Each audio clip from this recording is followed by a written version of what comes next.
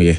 Because me am pa da no bi cross me pa na alaji me gina o me hwe na ye ni obeye nyina we answer no kona me ko madam bi ti o say any resolution we ni abrampa won hu so for omo aya the matter on we the Bible be tun che you what don't come who be akada me uba yeah decide the be ye wo akudru se bedroom resolution obre be fi me say me so for in church Sunday anopa o preacher no say so one show who so Ghana na drive opa obi gun wani man na no obi crossing na kakakra bi nko ka bibi enti esi so for so they are all human beings I mean you nipa sometimes you lose your cool but na necessary ni say chief imam phone ko open so no or kasano in fact personally that is the best speech ever open so make I was single me na oni omo kasa say ko ka kire mo youth ni say ana mebu ni say obi yo made a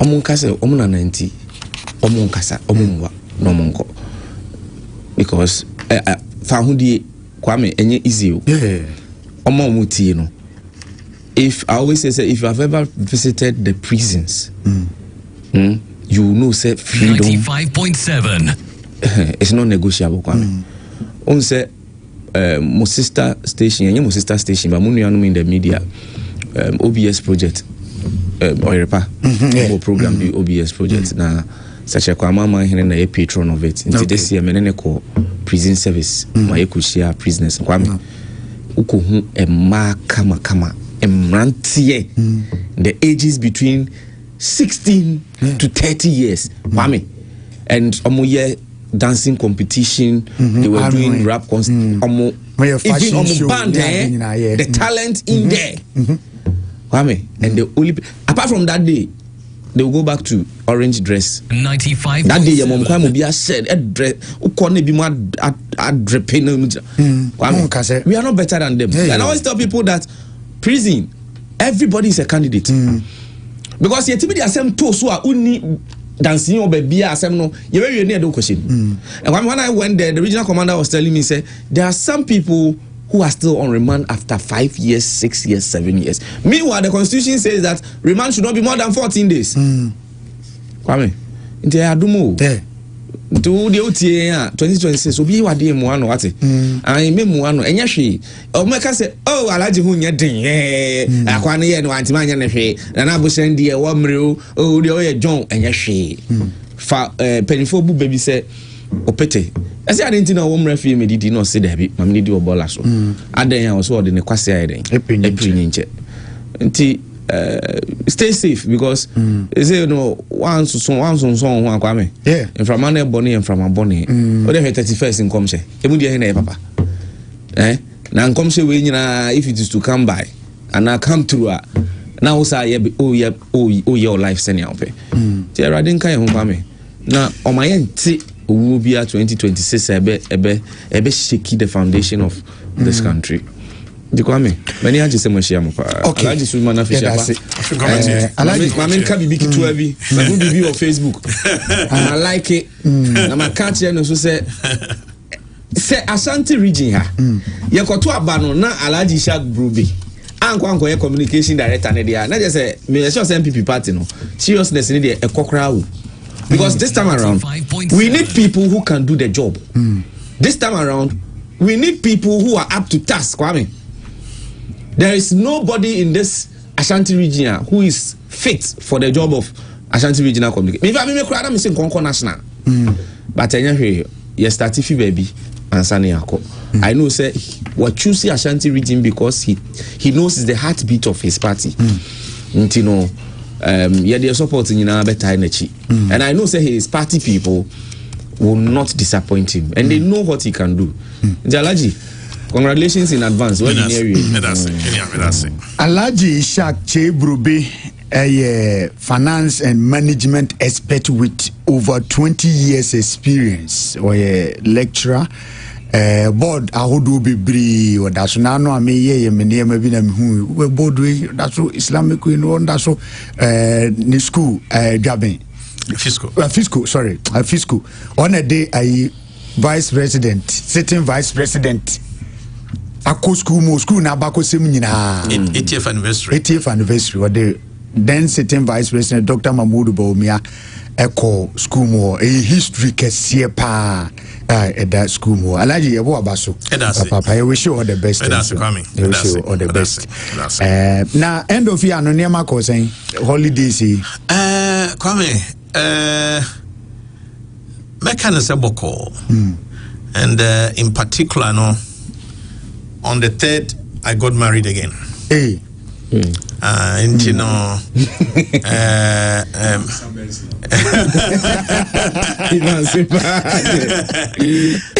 Benz the answer son name no if you want to say yeah in the camera yeah in the camera it's you who say we the executive Benz neighbor. Oh, that's right. Benz that's a decision.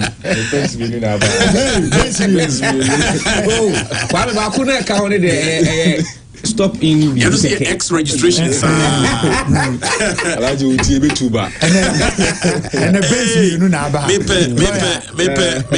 me tuba for na me do mako. Oh I am really shocked. My wife is Abramani. Okay. Now I am amazed in terms of our culture, our tradition. Now Baba no kwawarea ne family no boka chen wo be mana kwaware no. I am shocked to the bones. No part of the region is it north east no originally from Niger. Okay. Yes, originally from Niger. So but only you wanna bibia. So no, I mean it's a very perfect experience. Look, me say Mashoko. Kwame, enka Evans dum gina so maware dada. We do it. Because if say assuming say our reading in your farm costs. Now what the around be 30%. Na family ni the be 70%. Na Kwame, ain't even cancer. Just say, I'm sure the next 3 months. Mentor Diani. Come on, media, no, and yes, it's a true confession. The next 3 months, I'm here, Mentor Diani. 95.7. If you say, ne papa no kwawaria, almost everything beer obihian ufibia. And some the kanko. So it was a whole day for them to bring Obana Niema and Niema or the Bawari. Whole day. It's a whole day. Thursday was used for that. I said car and a fire a day and Niema no bike. I can't see you. So and son ne Saturday no event ne take place. Now event na you know it was not more than 1 hour. Arena and Kasana Yajino. Any 1 hour. And me as a man, no, I don't need to be there. Yes, but me reps.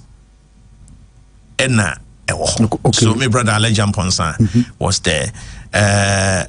Professor Abdulaziz Idris, who is the Dean of Business for Kumasi Technical University. Me HOD and Yafano. 95.7. Me personal Mefano. Let me put it that way. And also lead the Muslim like the Muslim community in Kumasi Technical University. And so Omomuchembae, Edomobae. You know, I say headmaster. Virtually, only representing me as the husband.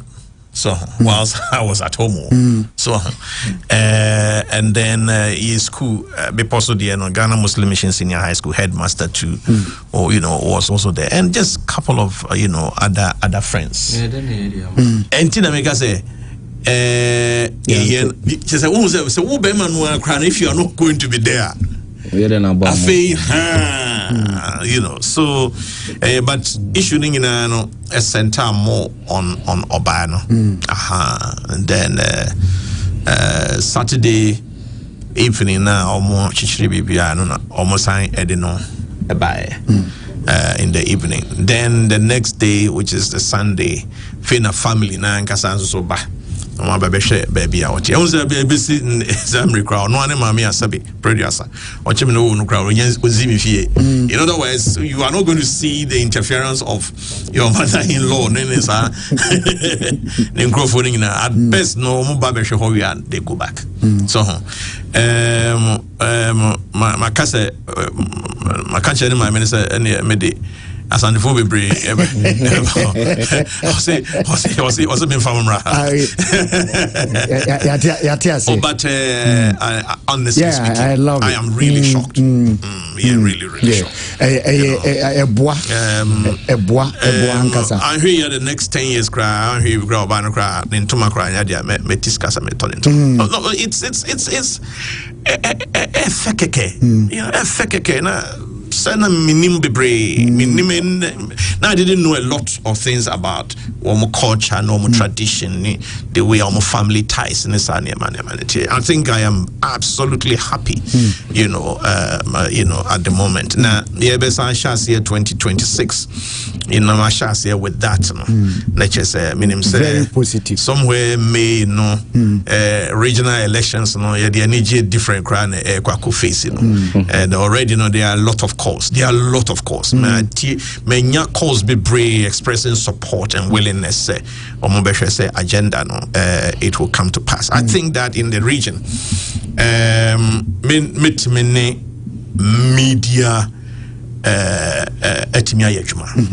me feel say you can handle the communication.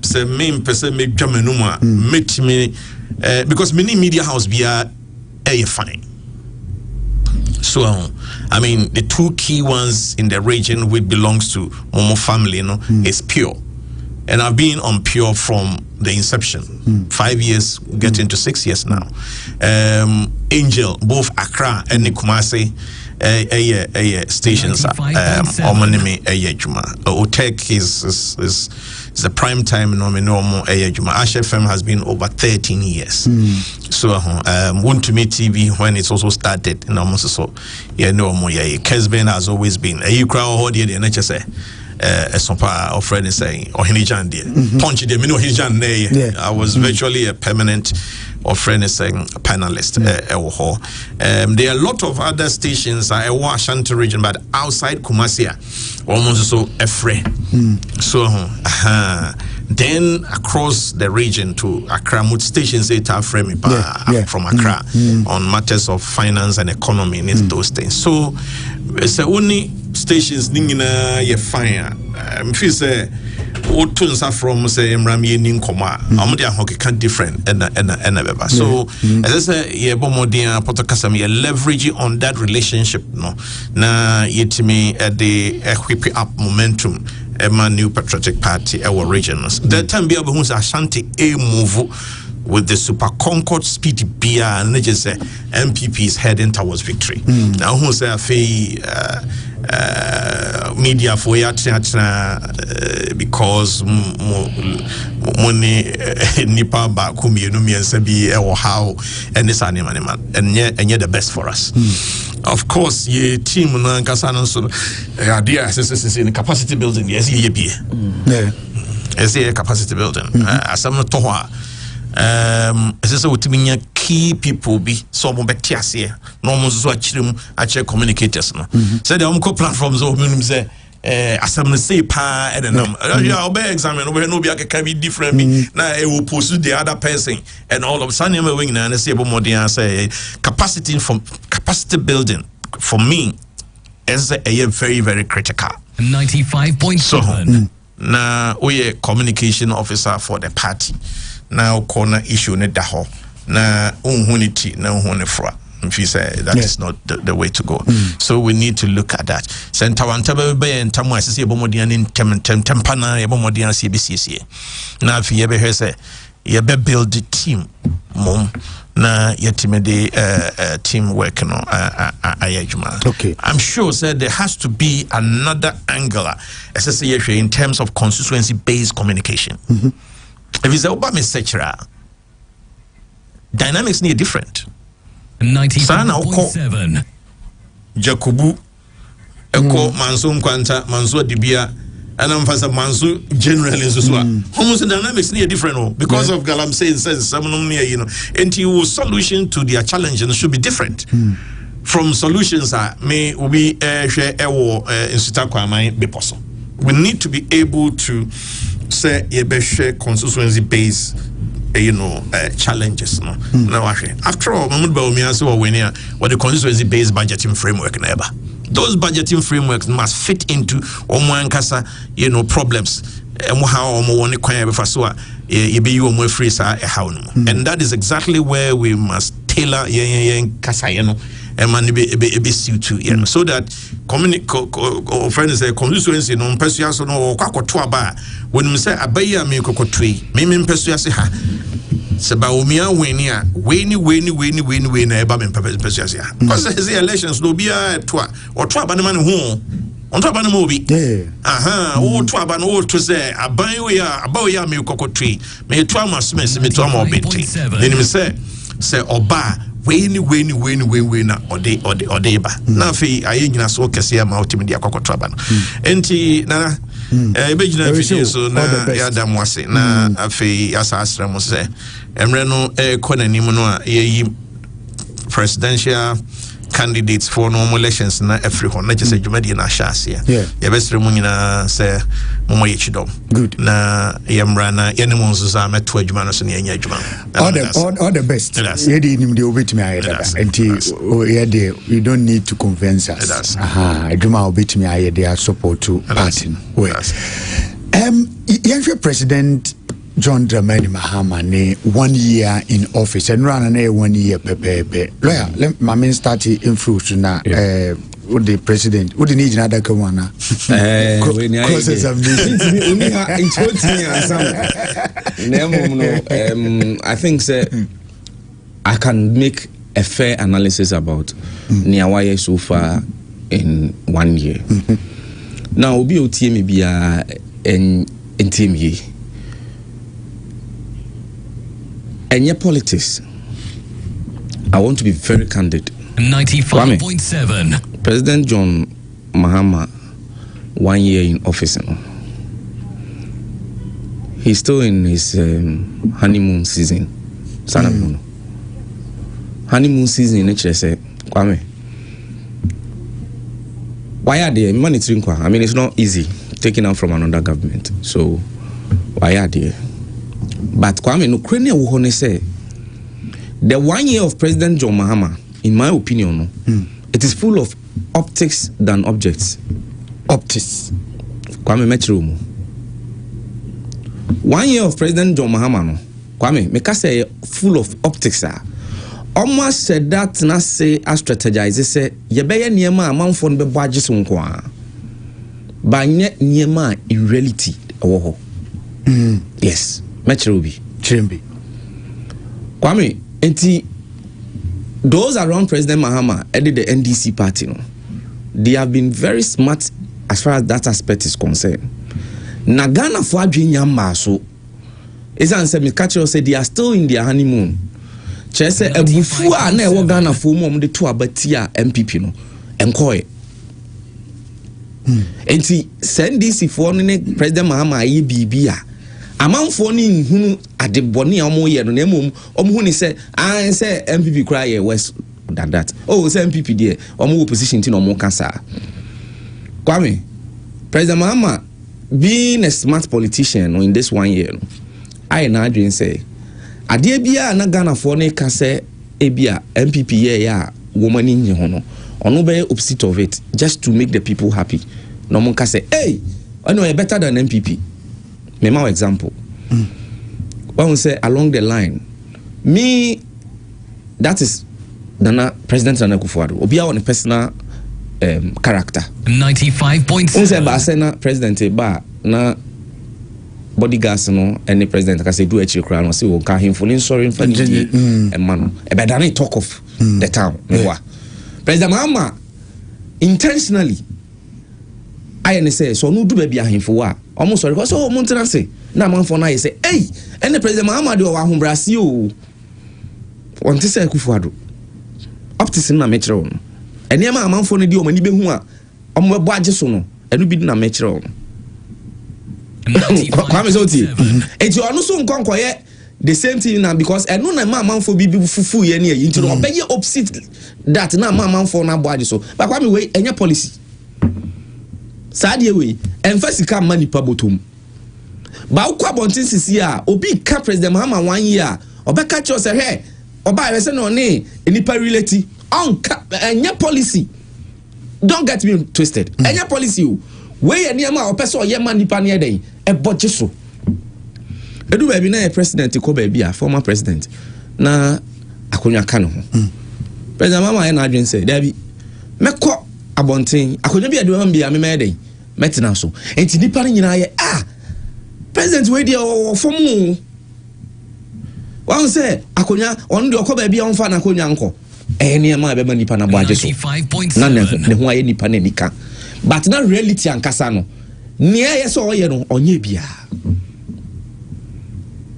kwam tie na me kan yipa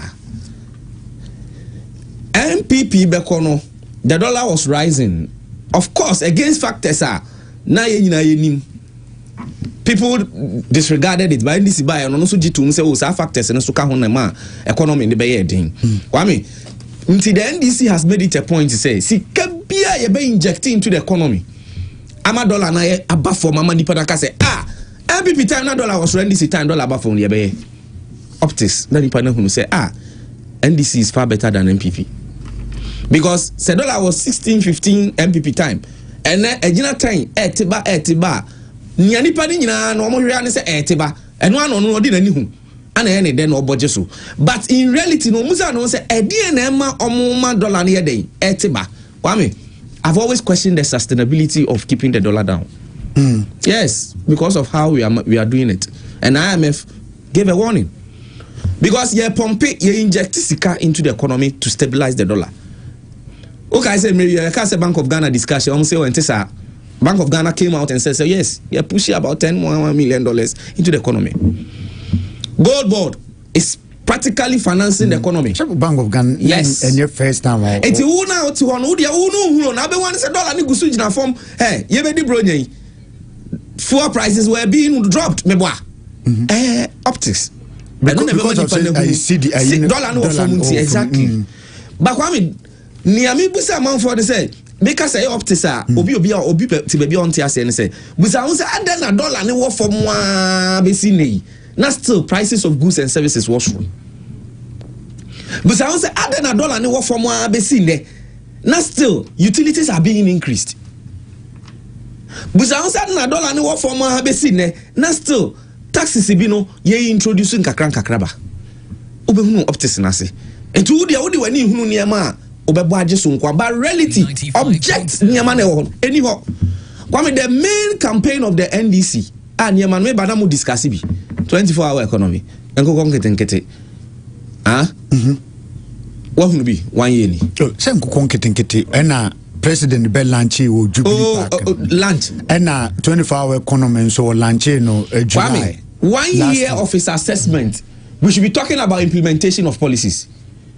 Say enya effect kura na ya eden ya start me bana metie Evans can say me and it is true. I say 2017 after 1 year we could mention things that Nana Akufo-Addo had implemented, not just launched, implemented at the key effect and Crawford fail. When politicians, they are very smart too. They are always thinking about vote. And to no niam omo ye no niam be manfo no aka se oye no ato abama no. That's why I always say 1 year early days yet, because for how long now we inject it into the economy a boom now untimi sustain bi ma dollar no sky rocketing and amount for the big journey you be am pennies. We wish President Mahama will make let's don't get it twisted. Bank of Ghana Governor Maya Assurance say the Kwame assurance is different from reality. Where obiti obi ani ni betimi asi ene nyame mfasa ma hwe ne start Venezuela China to money way na way to money way bibia timi si nti Bank of Ghana no betimi aka ne saa, but you don't know ne be hit economy na ma Islam ka say money pa be brand nye because it's early days yet. Because if you 2016 when the MPP took over the system. I'm for the refi. 2016, 2017, Akufo will take you over. 2018, 2019, 2020. Nobody could say a word about the government's performance. Fantastic. 95.7. 2017 Akufo will take you over. And yet COVID time 2020 and Akufo will bu amamuna man forecast NDC gu. That now we got the money hand home maybe. New taxes near they are different. I'm for the budget so but when we were hit by situation from 2020 going at the end of the year.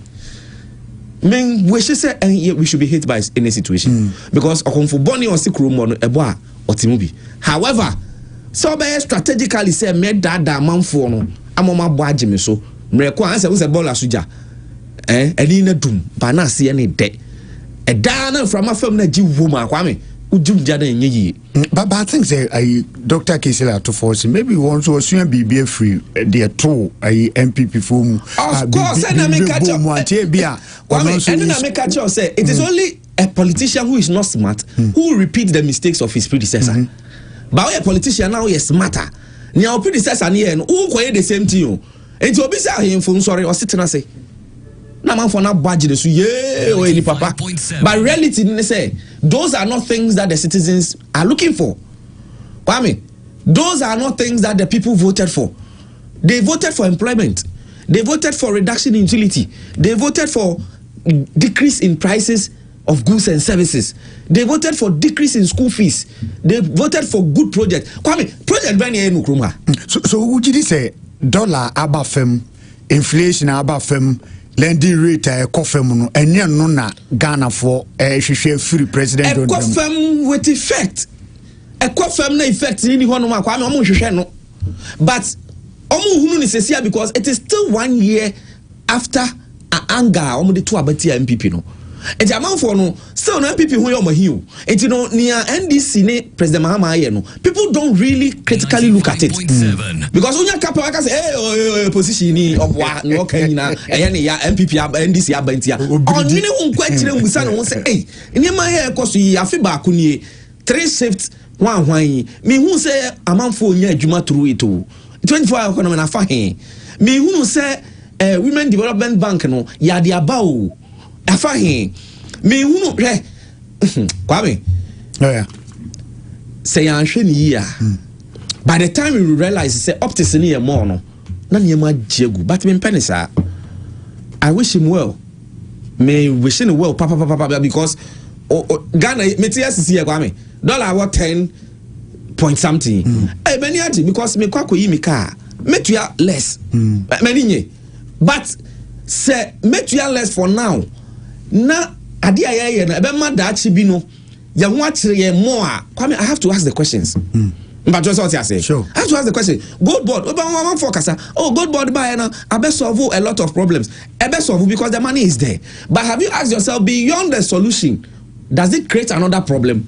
If it will create another problem Kwame +1 - 1 95.7 0 yejina kofiko no jina kwanjan for me I'm not too enthused because in terms of policy, in terms of project implementation, in terms of fulfilling their own promises, I have not seen anything within this 1 year. Okay, so make us a rating Oberman be say 1 to 100. 1 to 100 in terms of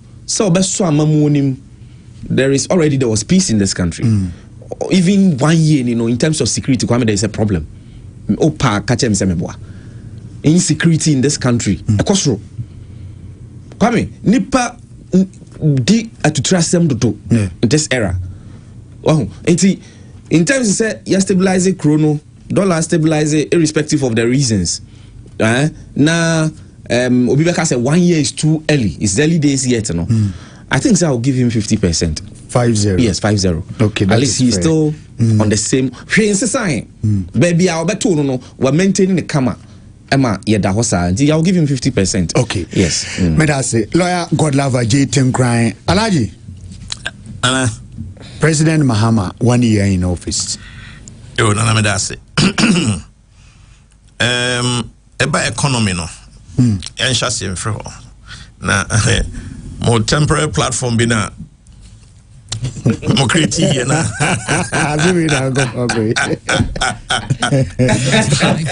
Arrange ni lawyer take right. MI good platform no. Evans the bibi beto so mami show bibi kakra de tare no. Okay. And that was that nana. Said ye hu ni say ewo economy no. Even including dollar no ana holding above from against cedi no. Say wo aseda business ye de be da. Eze ye de da na na do danko akufu ado ne MPP apan ase. 95.7 dollar na akofem. Bibia we economy se say ya. Inflation. Kwame pempenso a post COVID any post Russian war in Ukraine pempenso o man kokoduriye no na ehia adwene a esese ya dwene ya de foforo ebema en sakraye kakraye den aba na enya kono se na kufuado be instructed Kenoforeta se chase ni IMF fo nkasa o na enya kono sa if we say na ono ankasa na ban yen ye womu ni ye nyina no na yen nyina ne ye position say IMF say wetimi ye onema na how be any woman mu a say Kwame o head and go fire IMF metra ukrom say omwa wo IMF nseso etese wo ka akoshe gota na wono nya machuman na machumena wo mo besom edika na ede 5.7 ababesi ekwan mu ama wo na wa ede what you going exactly and this decision na do danko akufuado eteki no sad decision no na amia bedrum pempens wa yewe Kwame aden say inflation ye kan say it grew 54%. Now any IMF photo kese eye nhihye a eye diso no na nhihye no e friend post COVID-19 economic recovery. What's that here? TCPEP program. And nhihye no eye diso a inflation na 54% na e baya be 23.8%. Amran another kufado wo free so. IMF projected said by the end of 2025, as I say, Ghana may hit single digit inflation. And yana abamwe. And omoha, and o hwede o ye. Let's say inflation is from there, Kwame. Abon say na fi omo has a normal drop policy rate no. Yeah. Arodan kwa for drop policy rate man buy from 25.5% all the way to 13.5%. As I drop lending rate, free around 23%, but 20.6% average lending rate by the end of 2019. As I'm not making. Well, say you know, gross international reserves are MPP be fire and say 2.3 or 2.3 months of import cover no. Adodanko ekufu every one na drew 4 months import cover. Nearing $9 billion. $9 billion. 0.7. Component of $9 billion, name $5 billion for gold reserves. Gold reserve are building from 8 tons up to 30.5 tons. Okay, say maybe governor, yedi eni na anya adwene. Say about is about ababontin ebeka. Say okay, say dollar number 10 which me I am dollar number. Okay. Yeah. If we say gold of 30.5 tons reserves are. Doctor, lawyer thing right. Ton gold be now in your dollars now the support all the good economy and say the air so he was right. But oh get sustainability sad ye way ye enti ye bet me ye say ya afibo na se ye ye say ya afibo dia ene na ye yakoye ti say of friend is say ye di agro be no fi say ejinse mo ye ho be kire gold na nkasa nana enye renewable just esa na esa yeah. And yes, I would tune na bi be shem utu na bi be shem. And this our formula where they economists, you see a gold only a day by year, maybe not see a gold near exhausted. I can't bear now if I saw a fade your currency individual. And you are fair no now we see kind of be qua now feel woman crying now won't be tohi a woman. And the end passumusa Yanumpo. Once again, I had done quite Kufuadwa buying in June 2021 amount to the domestic gold purchase program. We are in this voice, we never heard that. Dear never honor na my gold reserves no nana nenye dear ye ton wo man muha e de yen Ghana city ato e de akogu Bank of Ghana debi ye no the London billion hwan no ne Efra Bontin na e and eba it's a Frabontin na in dollars dia na gold do say na nka obetimi dia babegu Bank of Ghana because we aka san dollars no e ho akwa atweama na wo dia akwa to gold no Frabontin na dia betoa enti adwene ba say na say gold no bi wo ha eni adenti na Bank of Ghana use Yanuani cities no fan to gold no bi wa ni emfa gold na say NDC buy and na gold reserves no nka ye 8 tons Anna, and go between the 5.7. But when you war reserve over 30 tons, and you war reserve over 30 tons, now gross international reserve, no one IMF for one we hear 4 months of import cover or better. Now when I achieve sani money in India, sani na kwa say excess beer no di begu na ababe dollar na etimi ma currency na ejina. But enye backed by productivity. Say here pa me banamu ye discussion no nyina ene say e kwan ben na ye be ma o man anyini ye be dane o man ani e ma emfidi dwuma eni nyuma aba o man mu ye dibi o man mu ye dibi kwan akwana amanone akwakoton enya broni sika dollars ni bi enso se di aba o man mu ye no ana na wo linki o man na sika sam na ejina no na wafei eba bema amanfo anya dwuma aye na wo sika ba omo se ma no mo so mo tonema na amanfo produce mo no mo ton amanfo produce mo na economy no man sika sam no na epeja na utumpo sa momentum no ye hunu ye nese amedru baby a wakan dia nese wo economy no enye sustainable enyini Timi bedru said the all can produce more. Exactly. Would you be called now? OJ foreign exchange need to be fraud. A year natural and yes, will be a cosmetic. Tabi Why do you know ye? Why is so or too for chamino? Oh, them say. Oh, say who say where they are and any mabuno stella. 1 job, 3 people, 3 shifts no. And ye hunu da. Kwame ye hunu da. Menye konfoboni. Now, say metier lawyer tinkra. In terms of policy, NDC policy or buy or dia ba. In Kenya ya ba man within Sakrayaba. Don't mention gold board. If you said that PMMs or so on show records there. This will be coming phone so. Momentum of domestic gold purchase na nkasana take effect 2023. 2023. You ton, you know, a PMMC toy pa, and then 2024 so and so toy pa. And the Osha records and now share gold board diana 0.7. MPP Diano and now say a pager boom. Osha NDC Diana, yes, I'm about to ask a cosro kakrabat and cosro to say the neo dadana and san the domestic gold purchase program.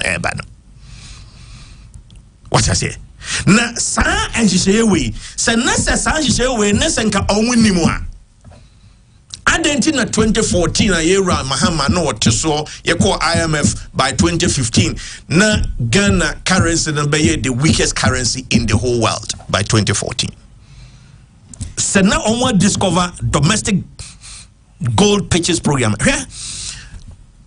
Yeah, we go to about 2024 no.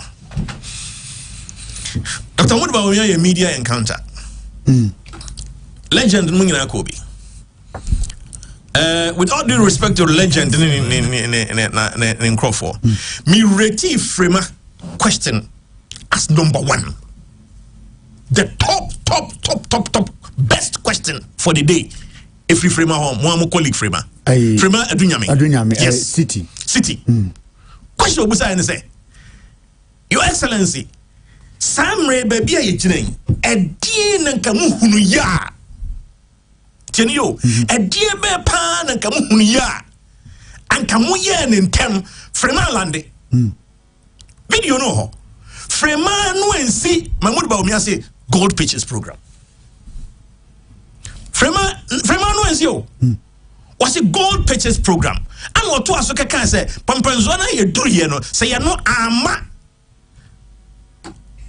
95 Anian cafe sika aya dollars a wo benya na odi ato petroleum products fa wo aba man mu ama yetimi dia power enema wo man mu no akabo safe na for say taxi drivers omuntu trotro drivers omuntu boze no man for chassis no mo queue e wo filling station Nigeria kra na omu produce oil kase chen ye no kra no na bi AC ho it was simply because dollars na ho akwa atwe e wo man mu ye nya bi ne boy thing unya bi kra na ade akra. Then link to this nana and you say o kana kosoro de wa bontin no kra so akosoro pa e kwa ben so and na obefa o kana be bafom debt to GDP hun komo na media oh you over 90 something %. Painfully. Unless you team will be out here say, a yow mu. Nanso na ko say ye box our paniano said the beya Ghana our ye patient na ko hospital no. No beto no. Debt restructuring. Kwame. MPP are buying a domestic debt restructuring ye na ha o kawe na dia ban ye sakremu ni ama foforo no ye 2 years na ye betu ama no ye de insiho no ye de ba fom ene ni sa ni na Kwame. It was equivalent $20 billion and a yen domestic debt exchange program no $20 billion of debt and a restructure. Oh my God. Then Eurobond, 13.5 billion. You know, the restructure 13.5 billion. No, na chese enya mu 4 billion. Cry the achaye. Ye bilateral debt. Ibi as Ghana or the Japan ka, Ghana the Germany ka, Ghana the USA ka, Ghana the Great Britain ka, Ghana the Korea ka. Sa ye bilateral debt na ye $5.1 billion. You don't see a restructure. As a matter of fact, you restructure, yes, I restructure energy sector debt. Power pitches, independent power producers. No? Making savings of $6 billion over the period of the IPPs. And Kwame say Samre say also ko share one man on your debt to GDP ratio no share ye ka ye de to ye nkasa ye sika ho ne japade ne bibia ho a na say e wo 45% we are there now to this accredit the man this abai. So yes our policy and share economy say ya pa die economy say ya pa die. Me finding a very difficult to credit NDC with this particular stability. Difficult, very difficult pass my credit from the stability. The policeman also shaman say so akoso no da ongoing. Oh no, na say okay say hey, na mo kra domestic gold purchase program na mo ye no. Mo di bi show up mo reserves no. Na mo musika no ense chiba na ayedin. Na mo ton bi so a mo timi dia babegu no. Meba di edi begum no ho enche. Ya no grant say no mo boka. Bank of Ghana boka for 9 months no boka 240 million. 9 months. say yes here project here enro say aye 2020 5 financial report emrano na loss no a free somewhere 240 million I hit be say $300 million na ye call IMF omo say bosumi mianza bi omo be mai sigai lawyer na ye 360 million 360 million per quarter and the mind. You are losing $300 million on one program per gold for reserve. Na yen konko to gold wo maimu na yen fan konko Bank of Ghana na emwaya na ye boka na ye dachi wo hin. But I Alaji Ubeka said, the first time I Bank of Ghana, Omo Aye, I was very specific. Me say, yen koto gold. Na yen fasikan emegu Bank of Ghana, na dachi bi emoyen. And I say emoyen ne ochina ne dachi. So I was very specific. What you say? I've heard the gold board that yes na ama of friend say no Bank of Ghana no what's I create obia or no na juma obian enye juma ni bi enkan ho de portocas e fe monopoly aggregator Bawa Rock Limited na when you say ebesina MPP yen gold board structure na entumo yen entum na bosomi nkruni no 95 and my baby e gina no obi ahun se baby e gina no na e gina papa e dey ni e kan ma me briefly na me I 3 minutes o see gold board any kwase we hear the regulator obi amra ne hye ne nsem a o hwe se niema be kototi na wo no kasa esa to gold eton. We understand not 2 minutes, with 2 minutes a day. Ashanensa. You Minerals Income Investment Fund, MIF. Yama MIF for no and continue with regulatory regime. No. Not gold board dear. A limited liability company. One no dear. A yisika say be pesikanti and yeti. Okay. Now, why yen is an intino and a common a monopolistic aggregator. A also so and the can ahead of the Afriba. In a nutshell, no, say I mean, okay, Governor Esiama was your ebe review, and I'm a Sekabibia Papa Kabe review. And here I catch a minute and this and say they shouldn't debate this matter. Okay, Lawyer, you have 2 minutes. Near Becca, nothing say Yaka, and no credit say, oh, 10 years, Marcia. Sadima uti ya be fan say politics. Politics no mutu no moye. Politics no mutu no moye. But when the reality dawns on you, na be bisa say I say me na mo kekan you say na questions bi why see bisa. You see, when you ask questions and you ask clarifications, it's not politics o. Obi a pe o man ni Kwame. But what you say? Ana me makase I'm not a fan of propaganda. Say obi dano no obi ye bi nti me so me ya na ayeden wa me so ote come on say aha sa na ma no ye mfa nchechire o man na emu it doesn't also mean say where we need to ask questions for explanation we are supposed to keep quiet. Majority I say we in academia, we in the legal profession, we in the omomo ehimfa ye nyina ya said see making sure say o man no will be on track. Besine say a cast of Munfa aban we infa statistics of employment imra a him for near for mujum. Aye a policy change amwa a mabunu say with me 1 year ni sector we dear Kwame Honjo.